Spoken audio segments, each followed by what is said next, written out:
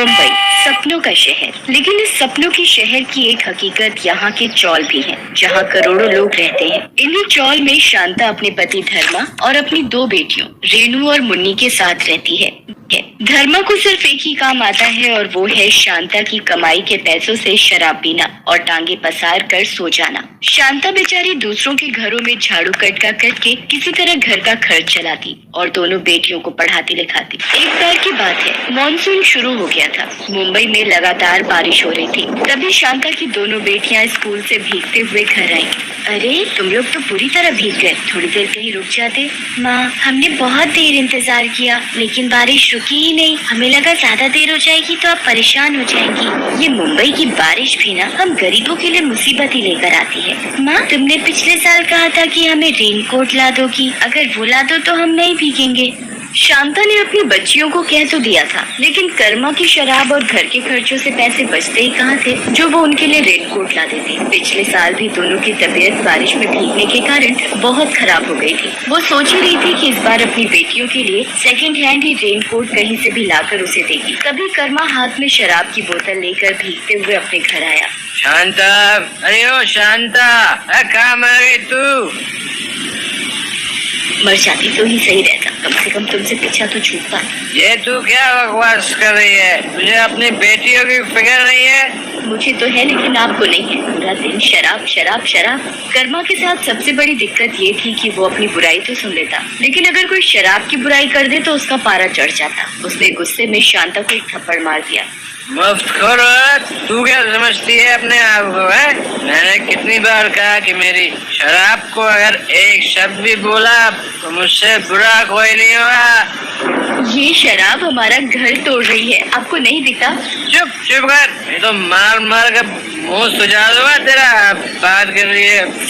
जब शांता की शादी हुई थी उस समय कर्मा कभी कभार पीता था, फिर पता नहीं उसे क्या हुआ, हर दिन पीने लगा। इस लत के कारण ही उसकी नौकरी भी चली गई, लेकिन उसे कोई फर्क नहीं पड़ता था क्योंकि उसकी नौकरी गई तो शांता की कमाई शुरू हो गई थी। शांता की दोनों बेटियां भी अपने पिता के इस व्यवहार से हमेशा सहमी रहती थी। अगले दिन, सुनिए जी, मानसून जोर पर है, हर दिन भयंकर बारिश हो रही है। तो मैं क्या करूँ? बारिश में बारिश नहीं होगी तो क्या लू चलेगी क्या? आपसे तो कुछ कहना ही बेकार है। तो फिर कहती क्यों है? चल बढ़िया से, और हाँ, जाते जाते कुछ रुपए देती जाना। रुपयों की बात सुनकर शांता को गुस्सा आ गया। रुपए? रुपए क्यों चाहिए? तेरे लिए ताजमहल बनवाना है, ताजमहल। देखो जी, मेरे पास आपकी शराब के लिए बिल्कुल भी पैसे नहीं है। कुछ पैसे पड़े भी हैं तो वो राशन के लिए हैं। देख नहीं रहे, सारे डब्बे खाली पड़े हैं। बारिश की हालत आप देख ही रहे हो। अगर यूं ही होती रहेगी तो बाहर निकलना मुश्किल हो जाएगा, इसलिए मैं चाहती हूँ कि कुछ राशन खरीद कर रख लिया जाए ताकि आगे दिक्कत ना हो।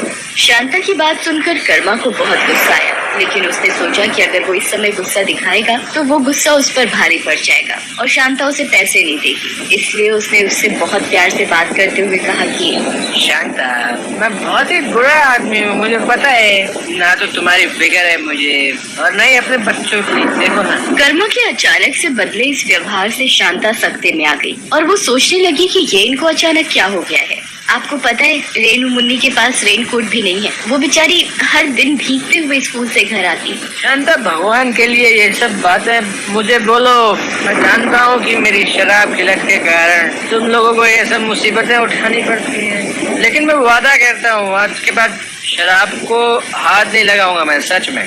सच? तुम्हारे सर की कसम। कर्मा ने वैसे तो ये वादा कई बार किया था लेकिन निभाया नहीं। फिर भी शांता ने सोचा, चलो एक मौका उसे और दे देती हूँ। फिर वो काम पर जाने लगी। उसे काम पर जाते देख कर्मा ने कहा कि सुनो, तुमने कहा कुछ पैसे हैं तुम्हारे पास, वो मुझे दे दो। मैं राशन का सामान और रेनू और मुन्नी के लिए रेनकोट लेता आऊंगा, ठीक है ना? उसकी बात सुनकर शांता सोच में पड़ गई। उसके मन में आया कि कहीं इन्हें पैसे दे दूं और ये उसे शराब में उड़ा दे तो फिर क्या होगा। वो ये सोच ही रही थी कि कर्मा ने कहा, क्या हुआ शांता, क्या सोचने लगी? मुझे पैसे देने में डर लग रहा है ना? यही तो दिक्कत है, तुम मुझे सुधारना भी चाहती हो लेकिन मुझ पर विश्वास नहीं करना चाहती। छोड़ो, रहने दो। शांता एक बार फिर से कर्मा की बातों में आ गई और राशन के सारे पैसे उसे दे दिए। फिर वो काम पर चली गई। बढ़िया है, घर का राशन लाने वाली। अरे भूखे पेट तो रहा जा सकता है लेकिन दारू के बिना ना, बिल्कुल नहीं। उस दिन फिर से बहुत बारिश हो रही थी। घर में जो कुछ राशन बचा था शांता ने बना लिया था। अब वो कर्मा के आने का इंतजार कर रही थी। रात के 9:30 बजे कर्मा लड़खड़ाते हुए घर पहुंचा। उसकी हालत देखकर ही शांता समझ गई कि ये आज फिर से पी कर आया है। उसने गुस्से में उससे पूछा, राशन कहाँ है? इनके रेनकोट कहाँ है? ये चल आगे से, बढ़िया हिसाब किताब लेने वाली। एक थप्पड़ में सारा गणित बिगाड़ दूंगा तेरा, मैं बता रहा हूँ, बात मत कर मेरे से। कर्मा हर दिन की तरह चुपचाप जाकर बिस्तर पर लेट गया। बाहर बारिश लगातार हो रही थी, लेकिन इस बार बारिश ने रुकने का नाम नहीं लिया। लगातार बारिश के कारण शांता के चौल की छत से पानी टपकने लगा। ये देखकर उसकी बेटी रेनू एक बर्तन ले आई और जमीन पर रख दिया। लेकिन इस बार बारिश किसी जिद्दी बच्चे की तरह हो गई थी। वो बरसती जा रही थी, बरसती जा रही थी। 2 दिन इसी तरह बीत गए। इधर घर में एक दाना भी खाने को नहीं था। दोनों बच्चियां भूख से बिलख रही थी, लेकिन वो अपनी माँ से कुछ नहीं कहती, किसी से मदद भी नहीं मांग सकती थी, क्योंकि पूरी बस्ती पानी पानी हो गई थी। मुझसे बहुत बड़ी गलती हो गई जो इन पर विश्वास कर लिया। एक बार फिर से इन्होंने विश्वास तोड़ दिया मेरा। मेरी दोनों बेटियां भूख से बिलख रही हैं और ये है कि शराब के नशे में जानवर की तरह पड़े हुए हैं। लगातार बारिश के कारण अब तो चौल के घरों में भी पानी घुस रहा था। सरकार ने अलर्ट जारी कर दिए थे। बारिश का ये पानी अब तो लोगों की जान का दुश्मन बन गया था। शांता के चौल में भी पानी पूरी तरह घुस गया था। उसे समझ नहीं आ रहा था कि वो क्या करे क्या ना करे। उसने कर्मा को जगाने की कोशिश की। वो जागता तो जरूर, लेकिन अपने पास रखी बोतल की शराब के 2 घूंट मारता और फिर लेट जाता। इस बीच पानी का स्तर लगातार बढ़ता ही जा रहा था। रेनू और मुन्नी को अब डर लगने लगा था। पूरी बस्ती से बचाओ बचाओ की आवाज आ रही थी। माँ, क्या हम लोग इस पानी में डूब जाएंगे? माँ, हम लोग मर जाएंगे क्या? उनकी बातों को सुनकर शांता को रोना आ रहा था, लेकिन ये वक्त रोने का नहीं था। हिम्मत से काम लेकर सबकी जान बचाने का था। कुछ नहीं होगा बेटा, कुछ नहीं होगा। बारिश कम होते ही सब ठीक हो जाएगा। लेकिन बारिश कहाँ हमारी बात सुनती है। वो तो अपनी रफ्तार में हो रही थी और आज तो पानी छतों तक भर गया था। लेकिन इस बीच कर्मा का नशा टूटा। होश में आने के बाद उसे समझ में आया कि वे लोग बहुत मुसीबत में हैं। शांता, ये इतना पानी कहाँ से आ गया? 2 दिन से लगातार बारिश हो रही थी। इस बीच पानी और भी बढ़ता जा रहा था। शांता ने अपनी दोनों बेटियों को झट से अपने कांधे पर उठा लिया और अपने पति से कहा, हमें यहाँ से बाहर निकलना होगा, किसी से मदद मांगनी होगी, नहीं तो हम यहीं खत्म हो जाएंगे।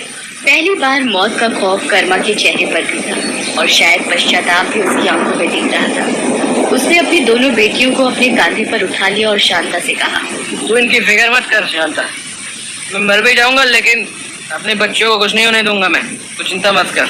तभी शांता की नजर एक ट्यूब पर गई जो पानी में तैर रही थी। वो उसी का सहारा लेकर पानी में उतर गई और मदद की चाह में निकल पड़ी। 2 दिन की भूखी प्यासी शांता किसी तरह तैरती रही। कुछ घंटों बाद उसे बचाव करके लोग दिखे। उन लोगों ने भी शांता को देखा। उन्होंने अपनी नाव में उसे बिठा दिया। मेरी बच्ची, मेरे पति, मेरी चौल के कई सारे लोग डूब रहे। आप जल्दी से चलिए, उन्हें बचा लीजिए। बचाव दलों का दस्ता शांता की चौल की ओर निकल पड़ा। तय समय पर बचाव दल के पहुंचने के कारण बहुत लोगों की जान बच गई। हालांकि कई लोग इसमें डूबकर अपनी जान भी गंवा बैठे। बचाव दल वाले उन्हें लेकर शरणार्थी शिविर में आ गए।